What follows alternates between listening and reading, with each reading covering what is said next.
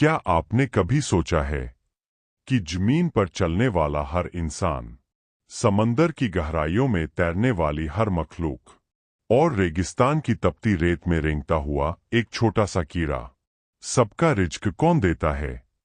क्या सचमुच हमारा रिज्क हमारी नौकरी से जुड़ा है, हमारी डिग्री से, हमारी ताकत से, या कोई और हकीकत है जो नजर नहीं आती लेकिन हर पल काम कर रही है? कुरान एक ऐसा ऐलान करता है जो दिल को हिला देता है। जमीन पर चलने वाला कोई भी जानदार ऐसा नहीं जिसका रिज्क अल्लाह के जिम्मे न हो। यह सिर्फ तसल्ली नहीं, यह एक वादा है, रब्बुल आलमीन का वादा। लेकिन सवाल यह है, अल्लाह ने यह वादा कैसे किया?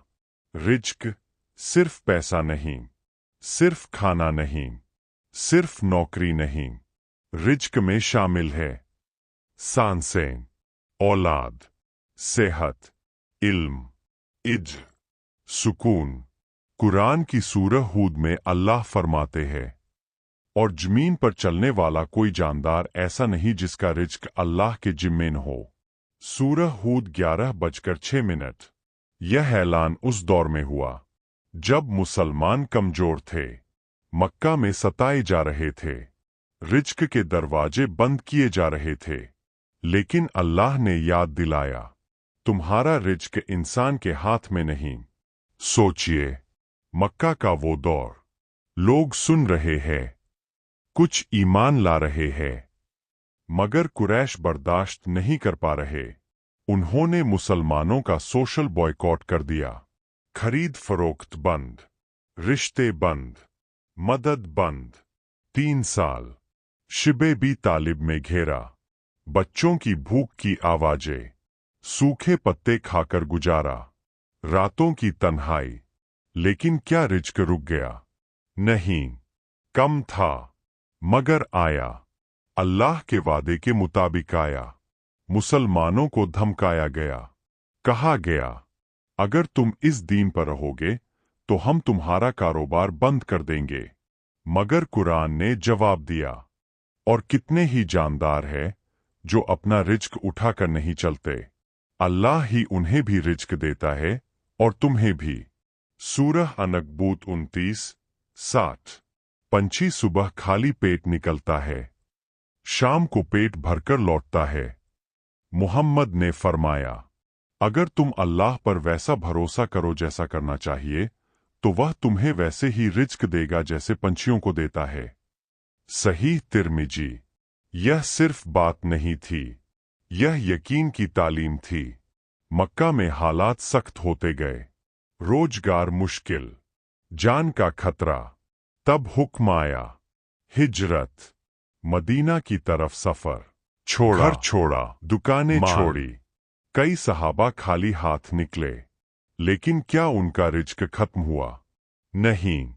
मदीना में एक नया समाज बना, मुहाजिरीन और अंसार भाई बनाए गए। तारीख गवाह है, अंसार ने अपने खेत, घर, कारोबार बांट दिए। यह सिर्फ इंसानी हमदर्दी नहीं थी, यह अल्लाह के वादे का जाहिर होना था। फिर एक और आयत उतरी, और जो अल्लाह से डरे, अल्लाह उसके लिए निकलने का रास्ता बना देता है और उसे वहां से रिज्क देता है जहां से वह गुमान भी नहीं करता। सूरह तलाक 65:2-3। जहां से गुमान भी नहीं। यही मोड़ था, यही असली भरोसा था। अब जंगें शुरू हुईं। बद्र, उहुद, खंदक। सामान कम, दुश्मन ज्यादा। बद्र के दिन 313 मुसलमान, हथियार भी पूरे नहीं, लेकिन अल्लाह ने मदद की।